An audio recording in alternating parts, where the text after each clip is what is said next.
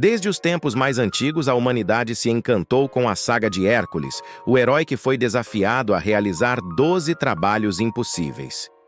Não se trata apenas de um conto mitológico, mas de um mapa simbólico do despertar da consciência. Cada trabalho de Hércules carrega um ensinamento que ecoa através das tradições espirituais, da Cabala ao budismo, do hinduísmo à maçonaria, do espiritismo às filosofias iniciáticas. Joseph Campbell dizia que os mitos são sonhos públicos e que nossos sonhos são mitos privados. Assim, a jornada de Hércules é também a jornada de cada um de nós. Hércules era filho de um deus e de uma mortal, o que nos lembra que todos trazemos em nossa essência uma centelha divina e, ao mesmo tempo, vivemos as limitações da carne. Esta dualidade é a base de todas as tradições espirituais. No hinduísmo, encontramos a mesma visão no Bhagavad Gita, quando Krishna revela a Arjuna que o ser humano é eterno e imortal, mas precisa enfrentar o campo de batalha interior. No espiritismo, Allan Kardec ensinava que o espírito imortal se purifica ao longo de inúmeras existências, vencendo as paixões e aprendendo a amar. Hércules representa exatamente isso. Um espírito que aceita a missão de transcender sua própria condição. O primeiro trabalho foi matar o leão de Nemeia, um animal de pele impenetrável. Esta fera simboliza nossos instintos mais primitivos, o orgulho, a raiva e a violência. Hércules não pôde feri-lo com armas. Teve de estrangulá-lo com as próprias mãos. O que mostra que nossos monstros interiores só podem ser dominados pela força da consciência e não por instrumentos externos. No budismo, Buda ensinava que a raiva é como uma brasa em nossas mãos que queima primeiro aquele que a segura. Domar o leão é domar o ego descontrolado. E na Cabala, este é o desafio de Malkuth, o mundo material, onde a alma precisa afirmar seu domínio sobre a matéria. Quantas vezes em nossa vida não sentimos esse leão rugindo dentro de nós, nos convidando a reagir impulsivamente diante de uma crítica ou de uma injustiça? Domar este leão interno é um passo fundamental no caminho do autoconhecimento. A maior das vitórias é a vitória sobre si mesmo. Platão. Em seguida, Hércules enfrentou a Hidra de Lerna, um ser de múltiplas cabeças que se multiplicavam quando cortadas. Aqui vemos o símbolo dos vícios e pensamentos negativos que, quando combatidos superficialmente, renascem ainda mais fortes. Ele só conseguiu vencer queimando a raiz de cada cabeça. Este é o chamado da verdadeira transformação. O Espiritismo ensina que não basta conter nossas imperfeições. É necessário transformar a intenção e a origem do mal em nós. O mesmo é ensinado pelo Yoga e pelo Budismo ao convidarem o praticante a dissolver a ignorância na raiz através da meditação. Em nossas vidas, quantas vezes tentamos apenas aparar as pontas de um problema sem encarar sua verdadeira origem? A Hidra nos ensina que somente quando temos coragem de olhar para a raiz das nossas dores é que podemos nos libertar delas. As correntes do hábito são leves demais para serem sentidas até que sejam pesadas demais para serem quebradas. Samuel Johnson. O terceiro trabalho foi capturar a corça de Serínia, um animal sagrado que corria velozmente e jamais podia ser ferido. Esta busca simboliza a necessidade de paciência e perseverança. Na maçonaria, o aprendiz aprende que a construção do templo interior exige disciplina e passos firmes, por mais que a meta pareça inalcançável. O caminho espiritual é como perseguir a corça, sempre adiante, exigindo humildade para seguir sem desistir. É fácil desanimar quando não vemos resultados imediatos, mas a corça nos lembra que cada passo conta, cada esforço sincero nos aproxima do objetivo. A paciência é amarga, mas seu fruto é doce. Jean-Jacques Rousseau. Depois veio o javali de Erimanto, um animal selvagem que devastava plantações. Este javali representa a fúria cega dos desejos desordenados.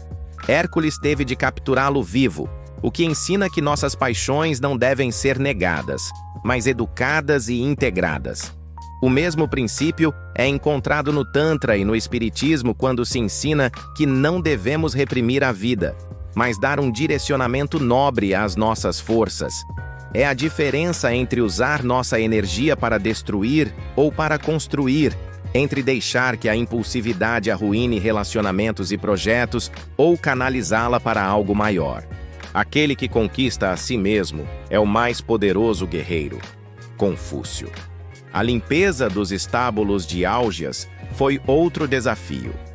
Hércules teve de desviar o curso de rios inteiros para lavar anos de sujeira acumulada. Este trabalho fala do poder das grandes mudanças internas, das revoluções morais que exigem coragem para mudar a própria direção da vida. Buda chamou isso de abandonar a roda do sofrimento e tomar o nobre caminho. Na Cabala, é como atravessar Da'at, o abismo da transformação. Quantas vezes acumulamos ressentimentos, culpas e crenças limitantes por anos e anos? Quando finalmente decidimos limpar estes estábulos internos, pode ser doloroso, mas o resultado é libertador. Você não pode entrar 2 vezes no mesmo rio, pois novas águas sempre fluem sobre você. Heráclito. O 6º trabalho foi expulsar as aves do lago Estínfalo, pássaros de bico e penas de bronze que atacavam em bandos. Aqui vemos a metáfora dos pensamentos tóxicos que rondam nossa mente. Hércules utilizou instrumentos sonoros para afugentá-las. Isso nos lembra do poder da vibração, da palavra, da oração e do mantra. As tradições orientais ensinam que o som pode purificar a mente. Na maçonaria também se aprende que a palavra é sagrada, capaz de edificar ou destruir. Quando alimentamos a mente com palavras nobres e pensamentos elevados, afastamos naturalmente as aves que perturbam a nossa paz. As palavras são a roupa dos pensamentos. Samuel Johnson. O touro de Creta, o 7º desafio, simboliza o controle das forças criativas e sexuais. Dominar o touro é dominar a energia vital, algo que o yoga chama de sublimar o prana e o taoísmo de cultivar o chi. Na visão espírita, esta força deve ser canalizada para o amor verdadeiro e para a caridade. Quando essa energia é descontrolada, pode gerar destruição, mas quando é bem direcionada, é capaz de erguer templos, construir famílias e transformar o mundo.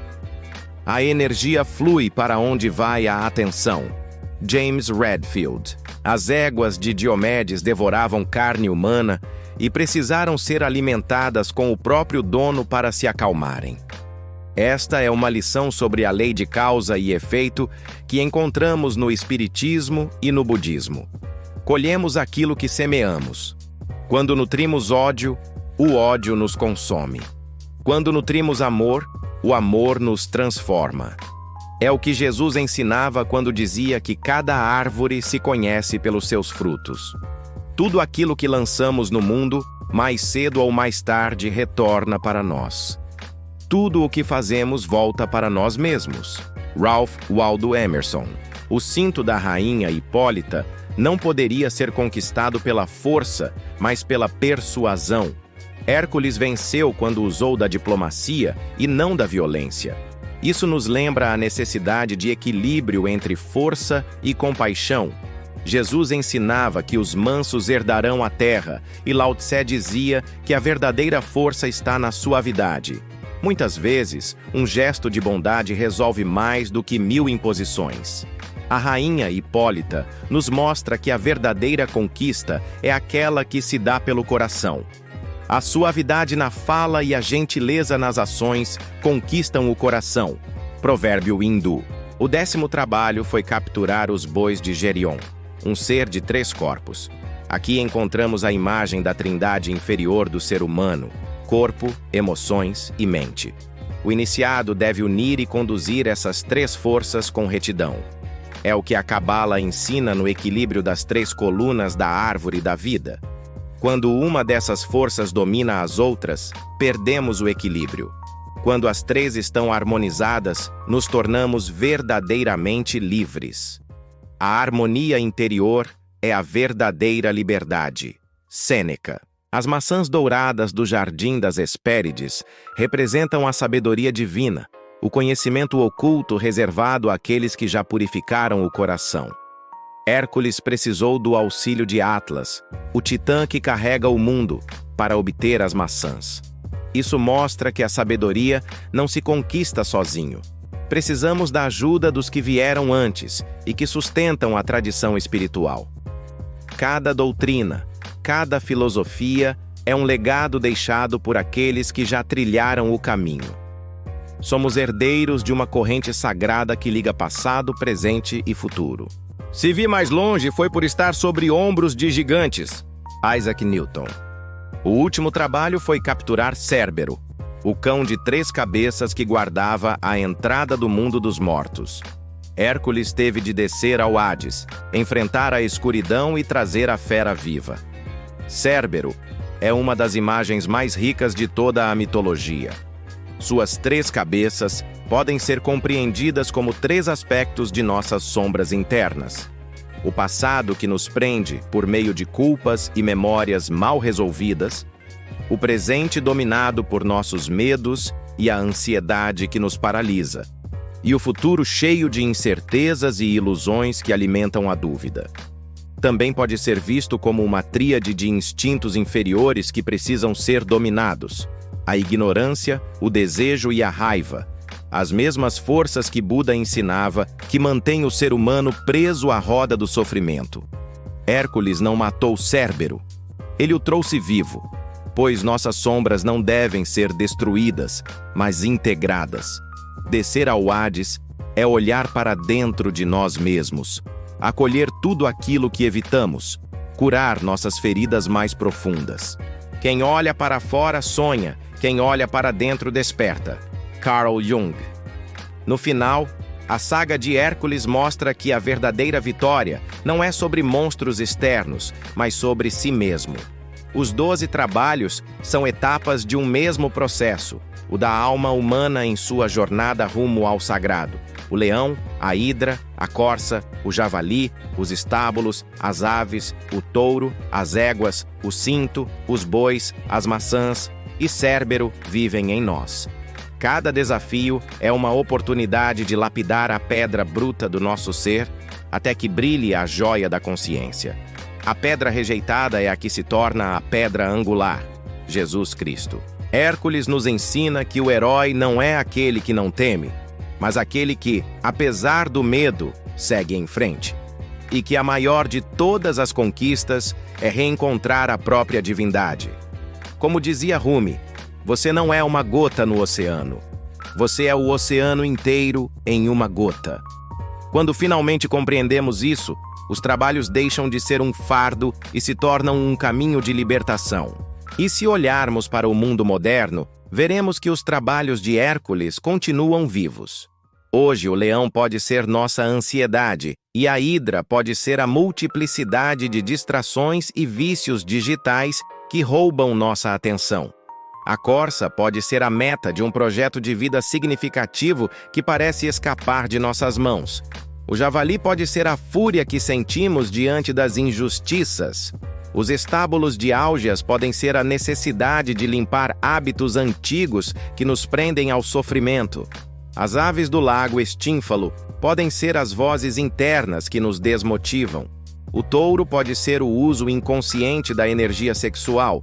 As éguas de Diomedes podem ser a nossa tendência a nos auto-sabotar. O cinto de Hipólita pode ser a necessidade de dialogar com quem pensa diferente. Os bois de Gerion podem ser a integração entre mente, emoções e corpo.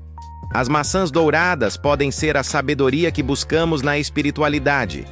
E Cérbero pode ser o mergulho profundo no autoconhecimento que todos tememos, mas que é essencial. O maior inimigo que você encontrará está dentro de você mesmo. Provérbio Sufi.